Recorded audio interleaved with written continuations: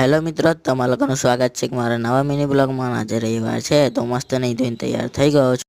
પછી હું બહાર ગયો તો મેં જોયું કે દાદા રોડની સાઈડમાં એટલે કે ઓટલા આગળ ફેન્સિંગ બાંધતા હતા. કારણ કે અમારે દર ચોમાસામાં આવું મસ્ત જોઈ શકો તમે, ગ્રાઉન્ડ ભરાઈ જાય છે અને રોડ પણ ખૂબ જ ગંદા થઈ જાય છે. અને હું પછી અંદર આવ્યો તો મમ્મી ટીવી જોવામાં વ્યસ્ત હતા. અને પછી હું બેડરૂમમાં ગયો તો મારો ભાઈ મુલતાની માટી લગાવતો હતો અને એટલામાં જ એને મારો ફોન પકડી લીધો. અને પછી મેં પણ વિચાર્યું કે હું પણ લગાવું, તો મેં પણ મુલતાની માટી લગાવી.